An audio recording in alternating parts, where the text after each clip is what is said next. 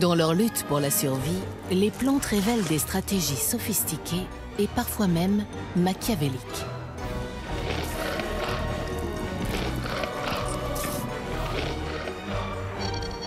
Elles sont capables de déployer des armes chimiques à grande échelle en cas d'attaque. Elles nouent des alliances avec une multitude d'espèces ou en manipulent certaines, comme les insectes et les oiseaux. Dans la lutte incessante qui oppose ceux qui mangent à ceux qui sont mangés, les plantes ont des ressources incroyablement créatives dont le cinéma s'est inspiré plus d'une fois. Elles empoisonnent, simulent, elles font peur. Bref, les plantes ne sont pas celles qu'on croit.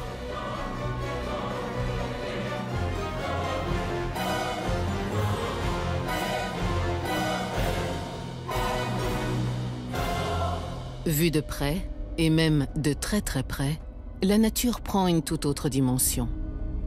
Notre œil se régale de la finesse d'un rameau, la délicatesse d'une fleur nous émerveille, le couvert des arbres nous incite à rêver. Mais si nous pouvions voir de plus près et pénétrer dans l'intimité des plantes, nous découvririons une complexité déroutante, souvent éblouissante. Ainsi, ce fouillis vert, hérissé de ce qui ressemble à des yeux d'escargot, est en vérité la surface de la feuille d'un arbuste commun, grossie des centaines de fois grâce au dernier microscope numérique 3D. L'imagerie scientifique d'aujourd'hui nous permet d'approcher les plantes comme jamais, et nous découvrons, ébahis, que le monde végétal nous est encore largement inconnu.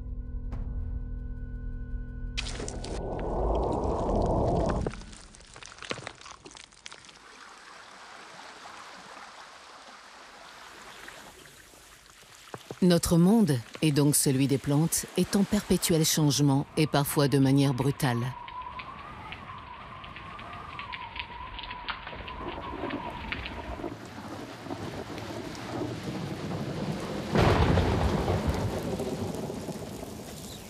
Pour les plantes, répondre correctement aux signaux de l'environnement est une question de vie ou de mort. Et ce, dès les premiers instants. Prenez la graine. Elle doit être capable d'interpréter des variations de température, sinon la plante risque de ne jamais voir le jour.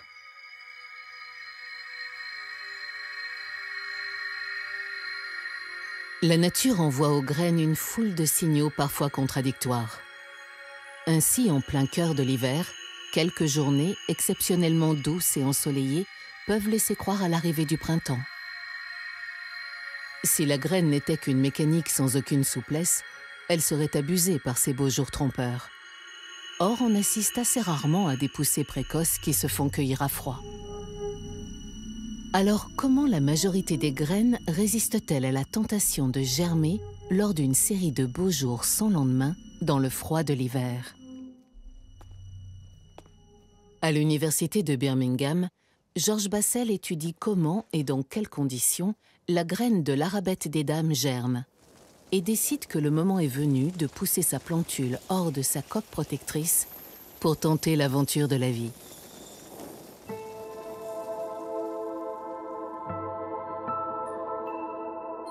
Pour prendre sa décision, la graine s'appuierait-elle sur l'équivalent d'une station météorologique interne qui lui annoncerait les beaux jours avec une probabilité fiable? Généralement, dans une plante, les décisions sont prises par l'ensemble de la plante. Et exceptionnellement pour la graine, il y a ce petit groupe de cellules dans l'extrémité de la racine qui décide de germer ou pas. Un petit sous-ensemble de cellules que nous appelons le centre de décision.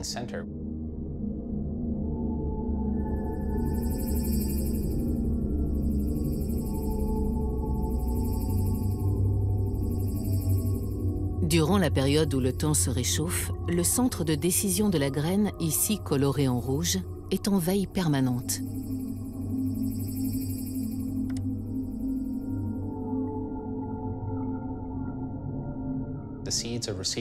Les graines reçoivent de nombreux signaux de l'environnement et elles condensent tous ces signaux pour prendre une seule décision, est-ce que je germe ou pas. La solution que les graines ont trouvée est de produire deux hormones. L'une, l'acide abscisique, favorise la dormance, le sommeil. L'autre hormone, l'acide gibérélique, favorise la germination, l'éveil. Nous avons donc dans la graine ces deux hormones antagonistes qui luttent pour germer ou pas. Et c'est la dominante, quelle qu'elle soit, qui décide pour la graine.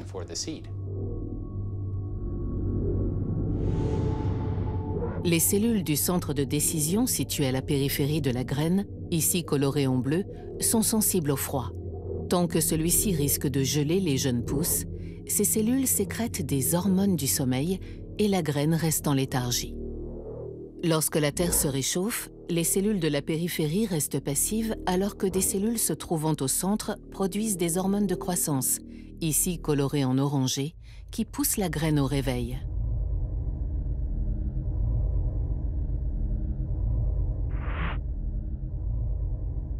Les signaux contradictoires « je pousse, je ne pousse pas » peuvent se succéder pendant des jours sans que rien ne se passe.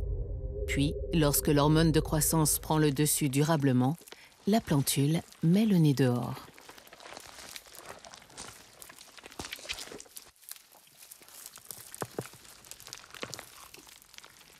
Pour germer, certaines graines ont besoin que se produisent des événements imprévisibles et cataclysmiques.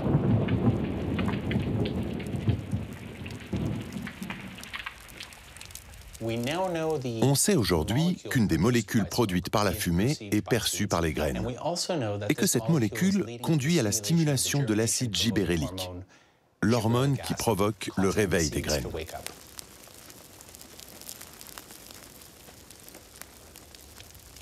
De nombreux peuples autochtones connaissent la dynamique du feu depuis des millénaires. Ils pratiquent le brûlis maîtrisé qui donne un coup de pouce à la nature.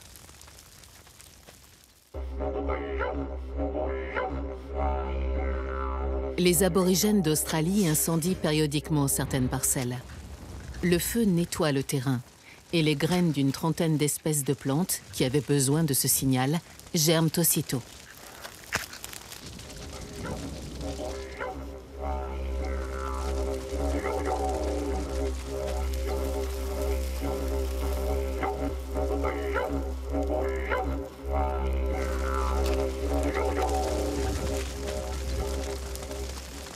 Un autre avantage est que la matière végétale étant brûlée, il y aura plus de nutriments dans le sol pour que la plante puisse ensuite pousser.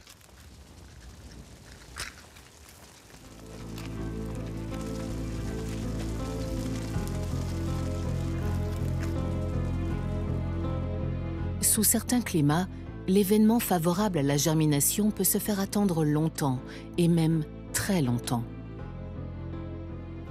La capacité d'une graine à rester en dormance et à ne pas germer dépend de la durée pendant laquelle elle peut rester en vie. Une graine peut ainsi rester au repos pendant 1 an, 5 ans, voire 5000 ans. C'est possible. Récemment, nous avons eu l'exemple d'une graine vieille de 32 000 ans revenant à la vie. Le seul facteur limitatif est la capacité de la graine à rester en vie. Ainsi, dans le sol, la graine est bien vivante, elle respire encore, faiblement, comme si elle était en hibernation.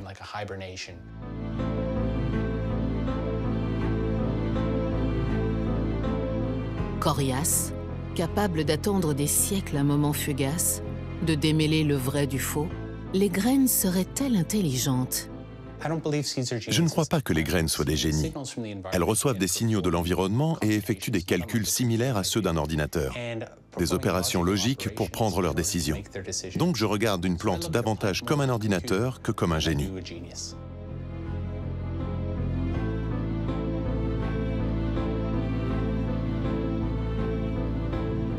Si les graines ne sont pas à proprement parler intelligentes, elles obéissent à une logique.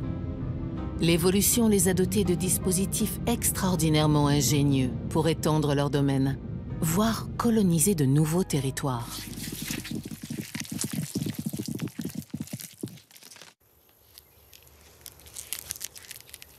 Pour que les plantes produisent des graines, il faut qu'elles aient été préalablement fertilisées par des pollens.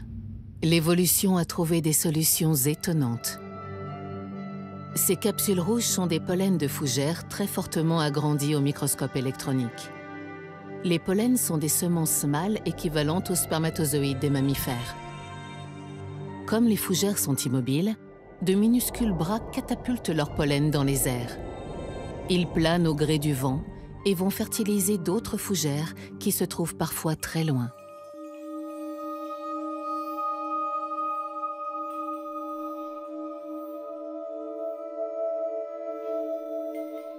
Pour ne pas se déshydrater rapidement et mourir au cours de leur voyage vers la plante qu'ils fertiliseront, ces organismes pourtant microscopiques se replient sur eux-mêmes à la manière d'un origami.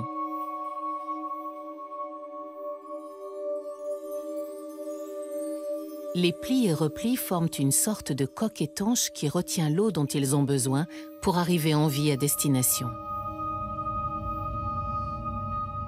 Lors des floraisons de printemps, les pollens forment de véritables nuages qui portent la vie et la dispersent.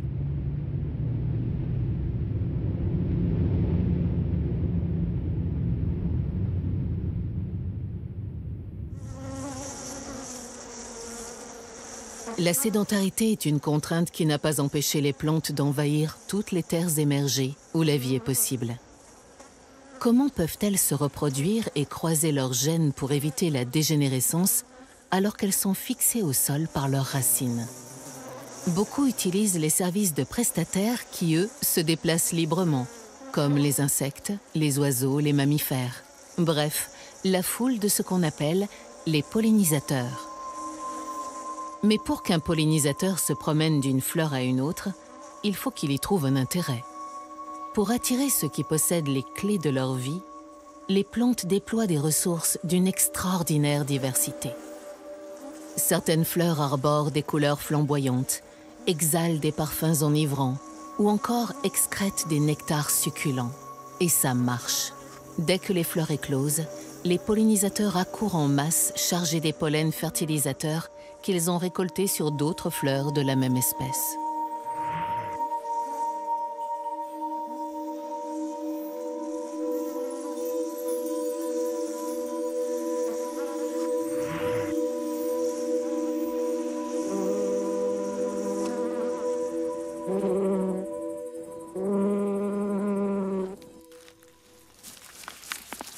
Les orchidées ne prennent pas le risque d'envoyer leur pollen dans l'espace. L'ophrys affiche les couleurs, les formes et même l'odeur des abeilles femelles. Elle est si convaincante dans son travestissement que les abeilles mâles n'y voient que du feu et copulent avec elle en croyant féconder des femelles de leur espèce. Comme ils sont couverts du pollen d'autres ophrys visités peu avant, les mâles abeilles fertilisent bel et bien, mais une fleur et non pas un insecte. Pour résoudre des problématiques complexes, certaines plantes comme le tabac sauvage ont recours non pas à une espèce de pollinisateur, mais à deux espèces qui se succèdent selon l'état de la plante.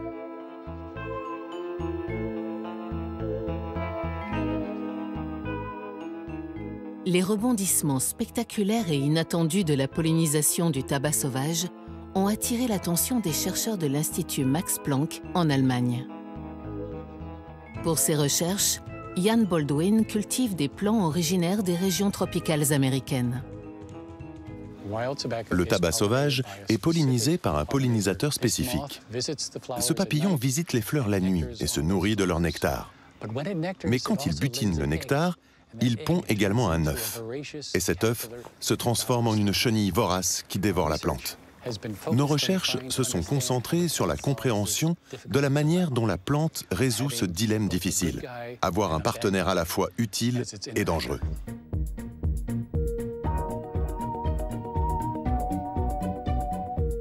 Les fleurs du tabac sauvage s'ouvrent en fin de journée. Elles orientent leur corolle très odorante vers le ciel pour attirer les papillons de nuit appelés sphinx du tabac ou morosphinx.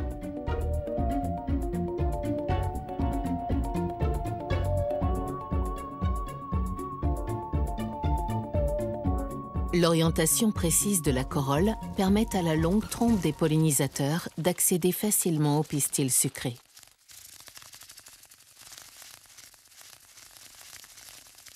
Au cours de l'opération, la trompe du sphinx se charge de pollen. Ah, Danny, regarde. Ils sont prêts pour une bonne nuit de pollinisation. Magnifique. Ian et Danny élèvent des morosphinx. Dès le début du coucher du soleil, ils observent le comportement des papillons dans une serre où des plants de tabac sont en fleurs.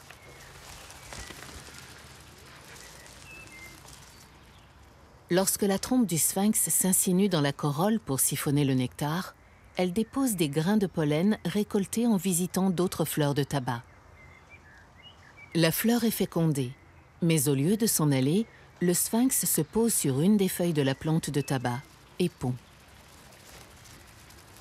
Ian a compté une dizaine d'œufs sur chaque feuille de certains des plants offerts au sphinx de son élevage.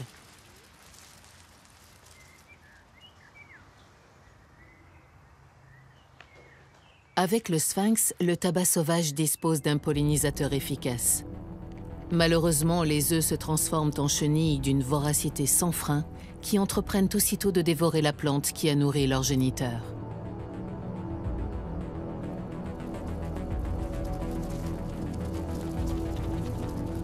L'excroissance noire qui pousse sur leur dos leur vaut le surnom de chenille à cornes.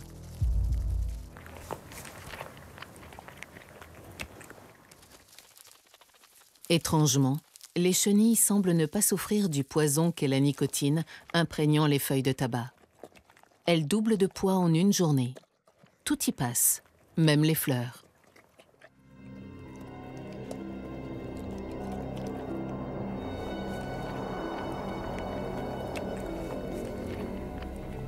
Les scientifiques considèrent que la plante est mise en danger après une semaine d'attaque constante des chenilles et lorsque 20% de la surface des feuilles sont endommagées.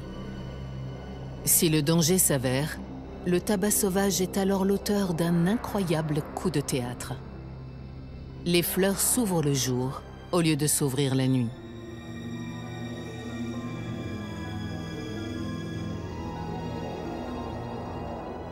Lorsque le morosphinx fait sa promenade nocturne, les fleurs sont fermées. Le papillon s'en va sans avoir butiné de nectar et sans avoir pondu.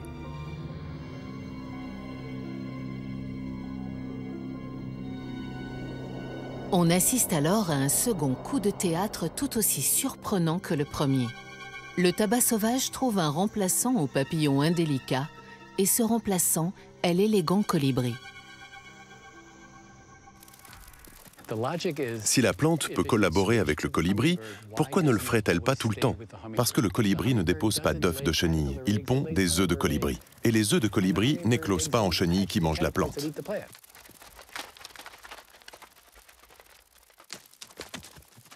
Si le tabac sauvage se hasarde à un jeu dangereux avec le morosphinx, c'est parce que le papillon lui apporte quelque chose de précieux que l'inoffensif colibri ne lui apporte pas.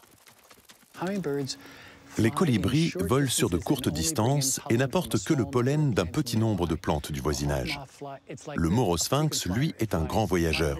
Il peut voler 500 km dans une nuit. Il peut ramasser du pollen de tout l'ouest des États-Unis et apporter des mélanges de pollen variés. Le tabac sauvage risque de se faire dévorer à mort pour bénéficier d'un brassage génétique qui assure sa résilience. Cette évaluation risque-bénéfice prouve que certaines plantes prennent en compte le long terme.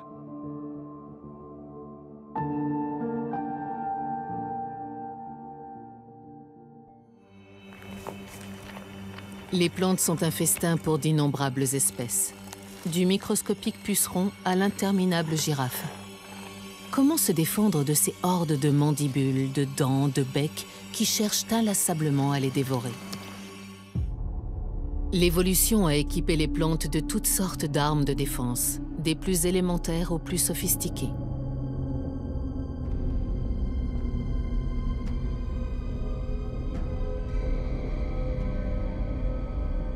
Ces fines excroissances, qui poussent sur les différentes parties de la plante et qui ressemblent à des poils, s'appellent des trichomes.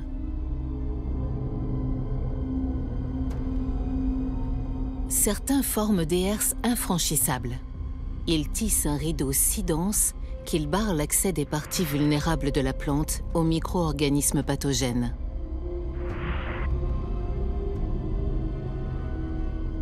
D'autres trichomes, comme ceux qui couvrent les feuilles de haricots, sont de véritables planches à clous sur lesquelles viennent s'embrocher les agresseurs aventureux.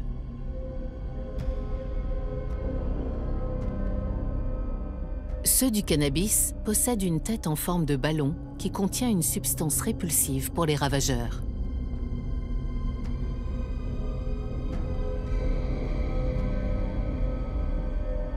Les épines de l'acacia découragent les brouteurs de grande taille en leur infligeant de douloureuses blessures aux lèvres et à la bouche.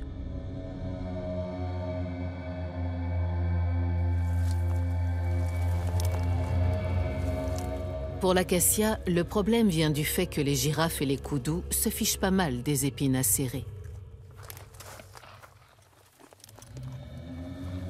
Lorsqu'un koudou ou une girafe commence à le brouter, l'acacia développe une défense en profondeur bien plus surprenante et efficace que les épines. Son feuillage libère de l'éthylène, un gaz volatile qui déclenche aussitôt la production de tanins, non seulement par l'acacia agressé, mais également par les acacias très proches. Le tanin est un composé chimique qui éloigne les microbes pathogènes et incommode fortement les herbivores. Koudous et girafes ne le supportent pas et s'en vont brouter ailleurs. Comment l'acacia sait-il qu'une girafe ou un koudou s'attaque à son feuillage? Des travaux scientifiques récents révèlent que toute blessure déclenche chez la plante un signal électrique, comme on le voit dans cette séquence exceptionnelle filmée en vitesse très accélérée.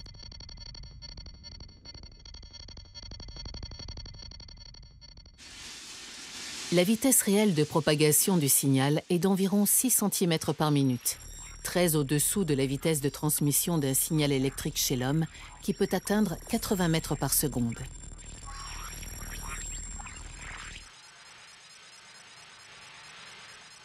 Ça peut nous paraître surprenant, mais les plantes et nous partageons un neurotransmetteur, le glutamate. Les plantes sont différentes de nous. Elles n'ont pas de système nerveux, elles n'ont pas de nerfs, mais comme nous, elles produisent le glutamate. Les plantes produisent cette molécule et d'autres lorsqu'elles sont mordues par des chenilles et d'autres insectes. Le glutamate et d'autres molécules activent des signaux électriques qui circulent dans les nervures de la feuille d'une feuille à l'autre. Plus étonnant encore, la plante identifie le type d'agresseur qui l'attaque. La réaction d'alerte est beaucoup plus intense si les feuilles sont dévorées par des chenilles que si elles sont coupées par une lame ou trouées par un outil. Le secret de cette stupéfiante distinction est que les plantes réagissent à la salive des mandibules. Si l'alerte est plus intense, c'est parce que l'évolution a enseigné aux plantes que les ravageurs sont nombreux et insatiables.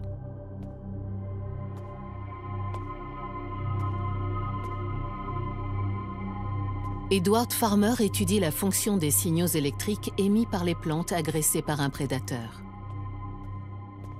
Il place des électrodes sur les feuilles d'Arabette d'Edam, dont le nom scientifique est Arabidopsis thaliana.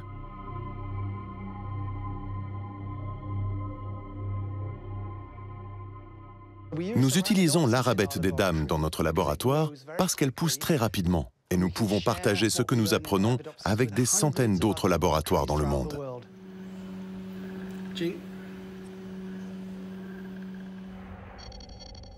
Lorsqu'elles sont attaquées, les Arabettes d'Edam subissent un stress qui déclenche leur système de défense. Connaître dans le détail l'activité électrique d'un plant d'Arabette victime d'une blessure aiderait à comprendre ce système de défense. Edward Farmer a besoin d'un agent qui mesurera l'activité électrique dans les cellules des plantes. Et cet agent sera un puceron commun. Le chercheur va transformer le puceron en électrode vivant et mobile. Pour cela, il l'équipe d'un très mince fil de cuivre fixé à son dos. Mets l'électrode dessus. Très bien. Redresse un peu. Voilà le puceron devenu cobaye. Oui, déplace un peu plus haut sur l'insecte. Au-dessus. Ouais, c'est bien.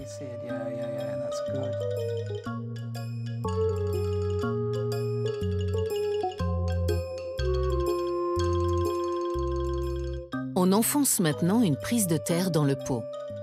Lorsque le puceron, désormais branché, perfore les cellules de la feuille, il transmet les signaux électriques de la plante. Ceux-ci sont captés par le fil de cuivre fixé au puceron. L'activité électrique ordinaire de la plante apparaît clairement. Ok, Jen. Le puceron qui se nourrit sur la plante numéro 1 a l'air très bien. On peut y aller et infliger la blessure à la plante. C'est là que l'expérience commence vraiment. La plante réagit à la blessure en envoyant un signal électrique. Le pic, ici, sur l'enregistrement. Ce signal se propage aux autres feuilles de la plante et déclenche la sécrétion d'une hormone appelée jasmonate.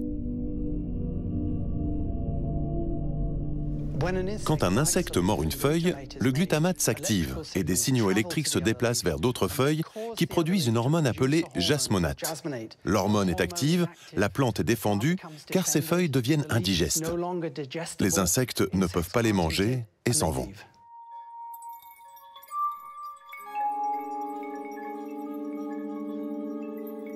La jasmonate est plus concentrée au centre de la plante, là où se forment les feuilles nouvelles, plus tendres, et donc plus attractives pour les insectes, mais aussi celles qui doivent être protégées en priorité, parce que ce sont elles qui assurent la croissance de la plante. Le taux de jasmonate diminue au fur et à mesure qu'on s'éloigne du cœur, car les feuilles plus anciennes sont moins cruciales pour la plante.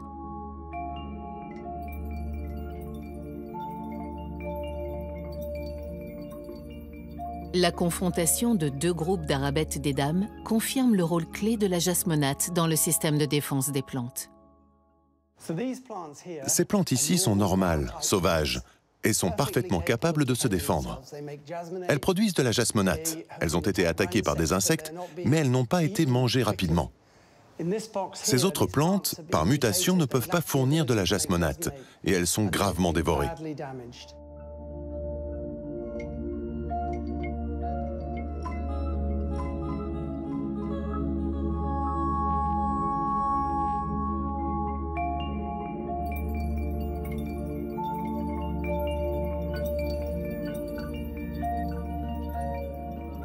La jasmonate sécrétée en conséquence d'une attaque déclenche la production de composés amers et d'odeurs dérangeantes pour les ravageurs. Ce flot d'odeurs rappelle celle qu'exhale une pelouse qu'on est en train de tondre.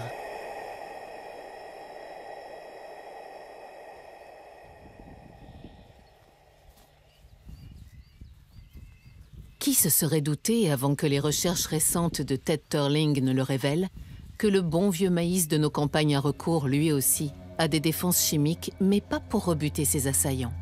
Lorsqu'il est menacé, notre maïs familier se révèle d'un machiavélisme qui fait froid dans le dos, et dont se sont inspirés les scénaristes de films d'horreur et d'anticipation. Le maïs est régulièrement attaqué par la Spodoptera, la chenille d'un papillon de nuit, une dévoreuse redoutable et envahissante.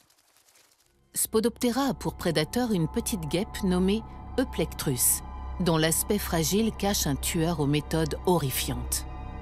Le maïs le sait, et lorsque Spodoptera s'attaque à lui, il appelle la tueuse.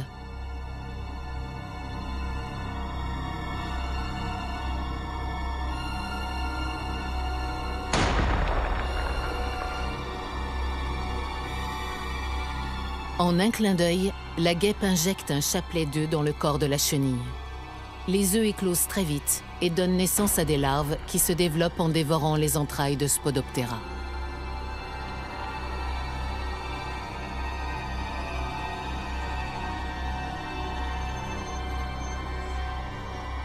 Dans l'espace, personne ne vous entend crier, lance un des personnages du film Alien, le 8e passager. Pourtant, la guêpe répond à l'appel du maïs. Quand nous avons commencé cette recherche, nous pensions que c'était les excréments des chenilles qui attiraient ces guêpes parasites. Nous avons commencé à examiner cela plus en détail et nous avons constaté qu'en fait, les plantes produisent un ensemble de composés volatiles qui forment une odeur très attractive pour les guêpes.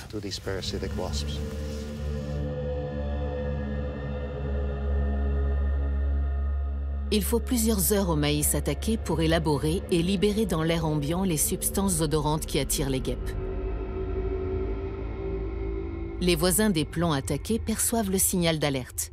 Ils le répliquent et ce signal se propage jusqu'aux guêpes qui sont en embuscade. Ces signaux olfactifs désignent les chenilles cibles avec la précision d'un GPS.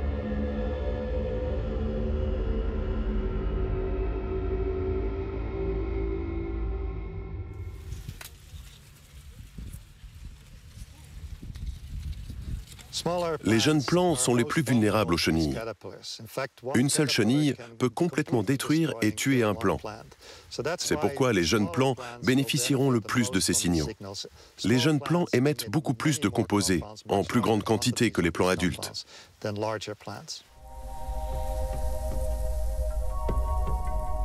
Pour tester l'efficacité de ce système de défense, des plants de maïs ont été modifiés génétiquement pour rester inertes face aux attaques de chenilles. Le résultat est spectaculaire. Les champs de maïs incapables d'appeler les guêpes à leur secours ont été dévorés jusqu'aux racines. Les plantes envoient des composés volatiles spécifiques aux ravageurs qui les attaquent. Et plus étonnant encore, ces composés volatiles s'adressent aux prédateurs spécifiques du ravageur. Les plantes peuvent compter sur les guêpes, mais aussi sur les coccinelles et sur les punaises, qui engloutissent pucerons et acariens en grande quantité.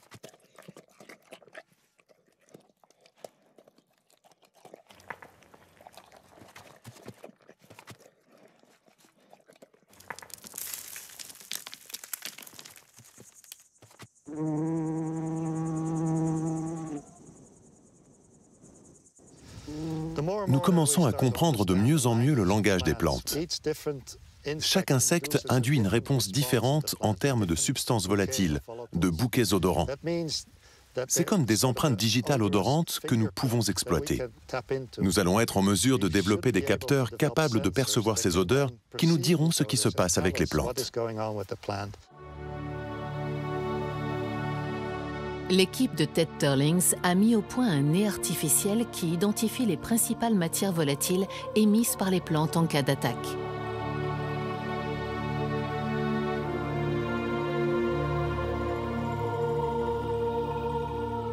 Ce prototype va être amélioré et compacté pour une exploitation sur le terrain.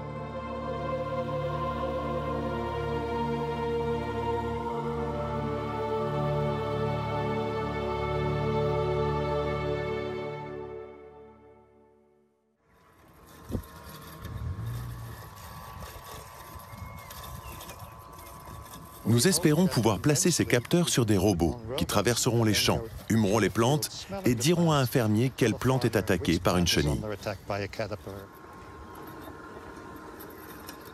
La lutte entre les plantes et leurs ravageurs est un feuilleton qui n'est pas près de finir. Dans le jeu de « si tu m'attaques, j'appelle ton ennemi qui te réglera ton compte », certains insectes trouvent des parades inouïes. Ainsi, Ted Turlings et une équipe chinoise ont récemment découvert que de petites mouches blanches, les aleroles, détournent les messages d'alerte émis par les plantes qu'elles attaquent.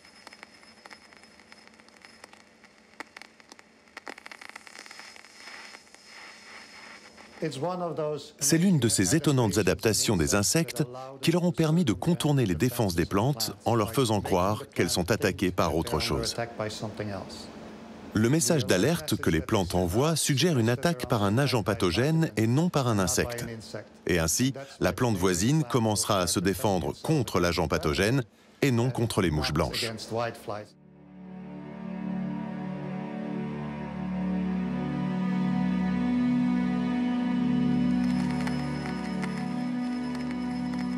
Les mouches blanches, qui à première vue paraissaient insignifiantes, attaquent plus de 600 espèces de plantes et les mettent à mal. C'est ce qu'on appelle une course coévolutive aux armements entre plantes et insectes. Et évidemment, dans ce cas particulier, les insectes ont un coup d'avance. Mais nous pouvons nous attendre à ce que certaines plantes soient déjà adaptées pour se défendre, sans que nous ayons découvert comment. Ou qu'à l'avenir, dans la nature, les plantes qui sont encore dupes développeront différents mécanismes pour trouver la parade contre les mouches blanches. C'est une partie d'échecs intense qui se joue entre plantes et insectes. L'enjeu, qui n'est ni plus ni moins que la survie de l'espèce, oblige les partenaires à évoluer pour s'adapter en permanence, en diversifiant et améliorant leurs capacités.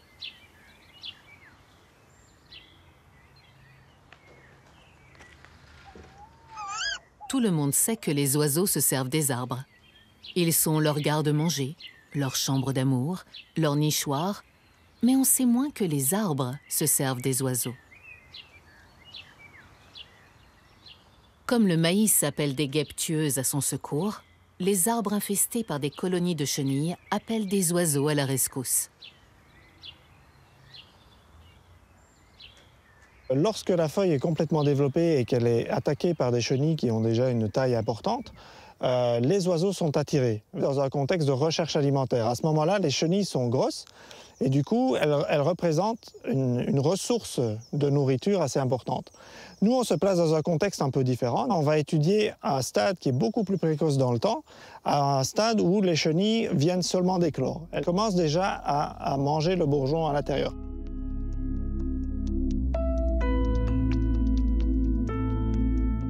Les chenilles fraîchement écloses sont longues de moins d'1 millimètre.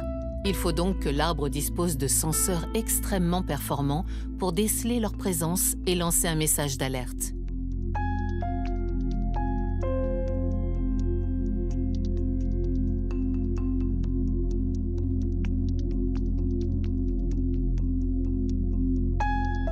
Samuel Caro a construit une volière en forme de Y.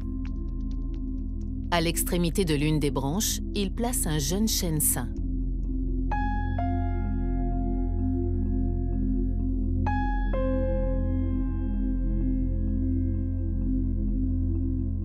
À celle de l'autre branche, il place un jeune chêne sur lequel il dépose 20 chenilles tout juste écloses. Les deux arbres sont masqués par un cache blanc, si bien qu'on ne peut les voir.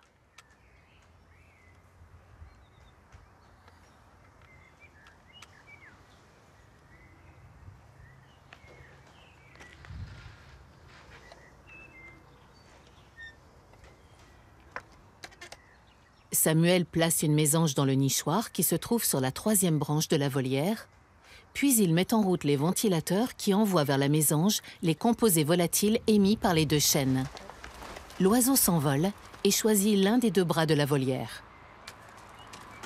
Samuel Caro répétera l'expérience une centaine de fois et presque toutes les mésanges se dirigeront à l'aveugle vers le chêne infesté par les chenilles.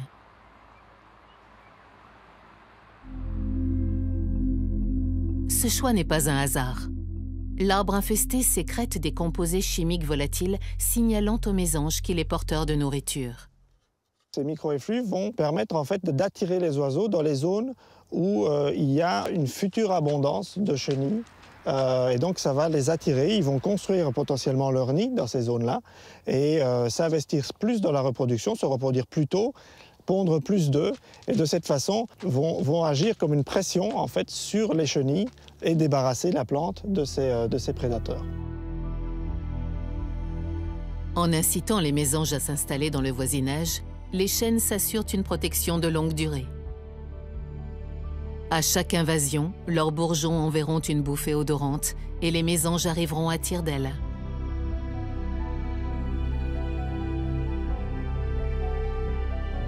Samuel Caro a synthétisé les composés volatiles qu'émettent les bourgeons d'un chêne infesté.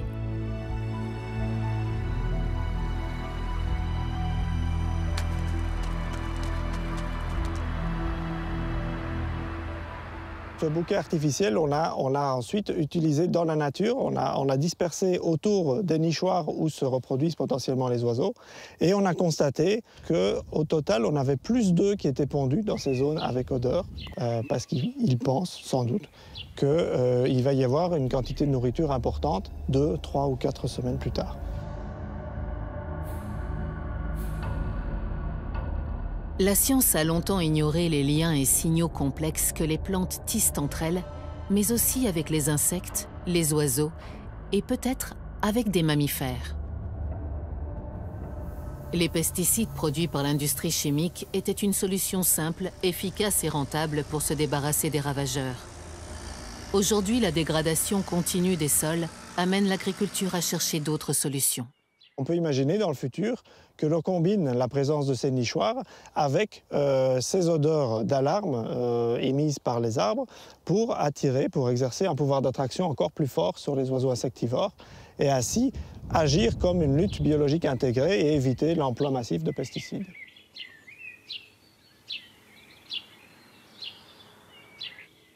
Si les parties aériennes des plantes ont recours à des stratégies plus étonnantes l'une que l'autre pour se défendre, qu'en est-il des parties souterraines, autrement dit, des racines?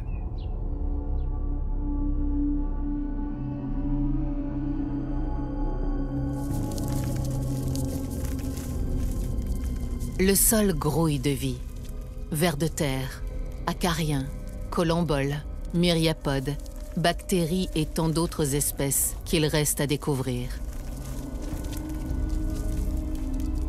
Tout ce monde affairé se faufile inlassablement entre les racines des plantes et le mycélium des champignons qui tissent sous nos pieds un réseau dense et étroitement imbriqué.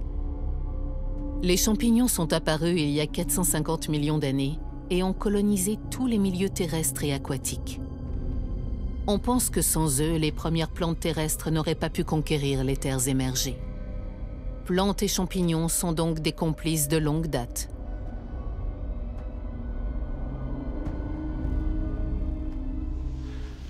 Là, on a une incroyable diversité de décomposeurs. Ce sont ces champignons dégradeurs. Ils représentent 40% de la biodiversité dans la forêt. Ils vont dégrader les troncs, les branches, les feuilles mortes. Et grâce à cette activité de décomposition, de dégradation, ils alimentent la tisane du sol, dans laquelle les champignons mycorhiziens vont aller puiser les éléments nutritifs indispensables à la croissance des arbres. Cèpes, amanite tumouche, chanterelle, russule, girole, lactaire, bolet et bien d'autres, car ils sont nombreux, sont de la famille des champignons mycorhiziens. Ils sont les fruits d'organismes souterrains appelés mycélium, un ensemble de filaments dont les ramifications explorent de vastes surfaces du sol à la recherche de nourriture.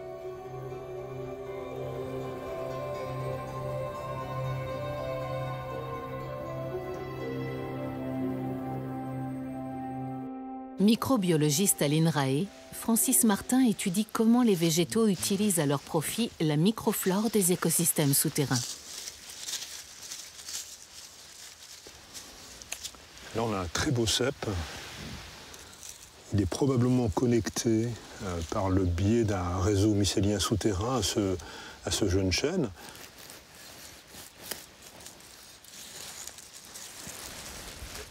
Et là, c'est spectaculaire. On voit bien la racine mycorhizée, légèrement colorée en rougeâtre. Et puis, on en a une ici, là, orange. Probablement un autre champignon mycorhizien qui s'est installé sur le système racinaire. Donc ce chêne, il est en interaction avec des dizaines de champignons symbiotiques différents, formant des structures, des mycorhizes de formes et de couleurs différentes, et probablement avec des fonctions différentes. L'une des fonctions essentielles de ces structures en forme de manchon est de protéger les racines des plantes des collemboles, nématodes et autres bestioles lilliputiennes qui cherchent à les dévorer.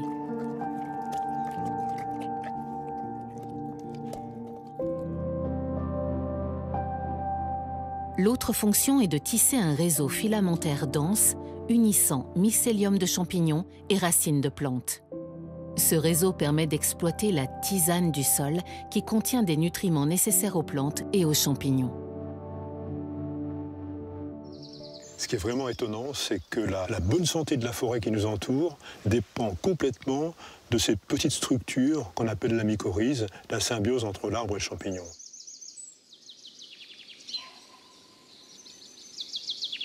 Grâce à la mycorhize, les champignons fournissent aux racines des minéraux rares, comme le phosphore et l'azote qu'ils captent dans le sol, et d'autres nutriments. En échange, les champignons reçoivent des sucres issus de la photosynthèse des plantes que, faute de chlorophylle, ils sont incapables de produire eux-mêmes. L'observation en laboratoire au microscope confocal permet de bien comprendre la fusion symbiotique des filaments de mycélium et des racines des plantes. Là, on est dans le sol. le réseau de champignons mycorhiziens, tous ces filaments en vert, colonisent la totalité de la surface de la racine en rouge et finit par s'agréger pour former un capuchon, la mycorhize, ici en vert.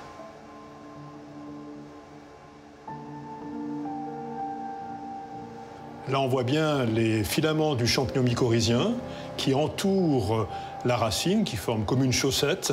Et puis, ce réseau de filaments pénètre dans la racine en s'immisçant entre les cellules jusqu'au cœur de la racine. Grâce à la connexion fusionnelle de la mycorhize, les plantes nouent des liens étroits et fertiles avec de nombreux mycéliums de champignons et avec des colonies de bactéries très nombreuses et très variées.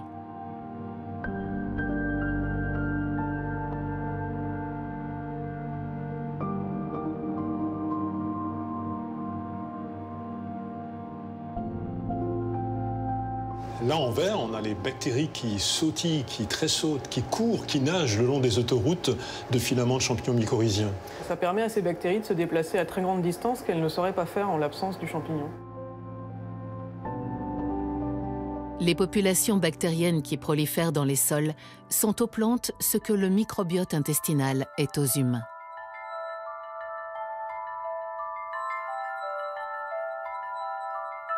Les plantes entretiendraient-elles des rapports similaires aux nôtres avec les bactéries qui les entourent? Le sol, c'est vraiment comme un tube digestif. En fait, il y a une flore dans ce sol faite de micro-organismes. Et la plante, au niveau du sol, va être capable d'aller chercher, d'aller sélectionner les bactéries qui sont utiles pour elle. Utiles notamment pour améliorer la fertilité du sol, mais aussi utiles des fois pour les aider à mieux résister à des maladies ou à des aléas climatiques. Pour apprécier l'influence des bactéries sur le développement des légumineuses, comme par exemple le maïs ou les haricots, l'INRAE a construit une plateforme expérimentale entièrement automatisée.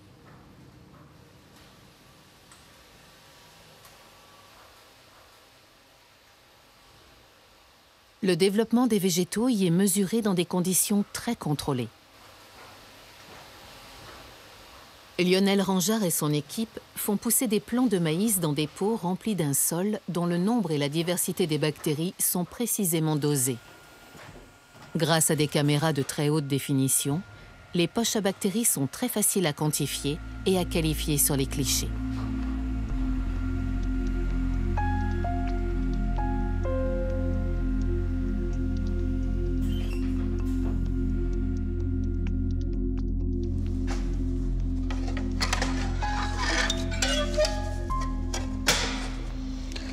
Alors là, on découvre vraiment la racine de la plante. Et sur cette racine, si on regarde un peu plus précisément, on voit des petites boules qu'on appelle des nodosités.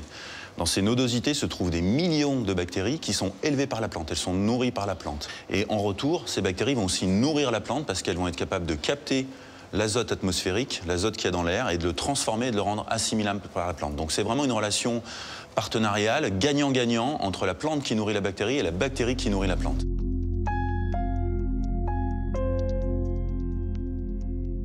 Plus les bactéries sont nombreuses et variées, plus les plantes sont prospères. La forme et les dimensions des poches varient selon le type de plante. De même que les mycorhizes sécrètent des hormones pour attirer les filaments de mycélium de champignons, les nodosités des racines sécrètent des hormones pour attirer les bactéries.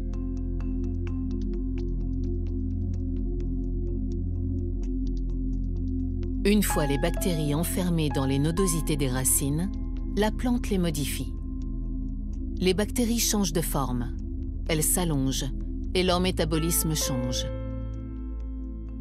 Au lieu de se nourrir de substances diverses, les bactéries encapsulées ne se nourrissent plus que d'azote atmosphérique qu'elles transforment en azote assimilable par la plante, donc en engrais. D'un point de vue expérimental, à l'INRA, on a démontré que si on baissait la biodiversité microbienne d'un sol, on baissait le développement des plantes. Et de plus, on a démontré aussi que même si on rajoutait des engrais dans ce sol où il y avait moins de biodiversité, eh bien la plante se développait aussi moins bien que quand il y avait beaucoup de biodiversité. Donc si on fait un pendant relatif entre l'engrais et la biodiversité, il vaut mieux un sol qui soit plus biodiversifié que plutôt de rajouter des engrais.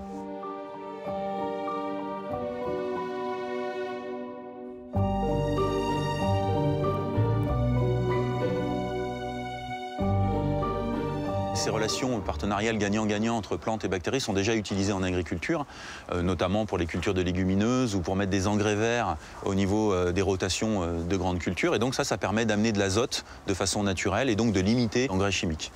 Sur des systèmes agricoles qui sont un peu plus pauvres, un peu moins fertiles, comme on peut en trouver notamment en Afrique, ça permet de faire de l'agriculture ou de faire développer des plantes là où on ne pouvait pas en faire parce que les sols étaient trop peu fertiles. Et une des applications premières, c'est la constitution de la Grande Muraille Verte au sud Sahel, qui permet de faire reboiser en fait toute une zone pour limiter l'avancée du désert.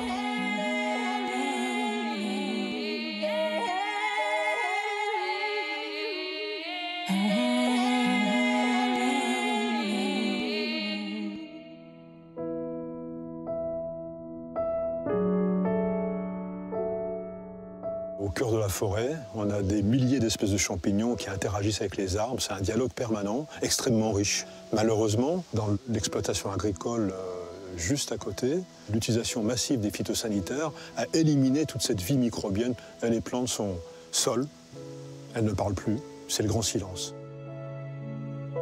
Pour la première fois dans l'histoire de l'agriculture industrielle, les rendements des plantes cultivées ont cessé de progresser. Confrontée aux contraintes environnementales et aux limites de la sélection, notre agriculture est dans une impasse. Une approche biologique nouvelle offre des perspectives de progrès dont on est loin d'avoir fait le tour.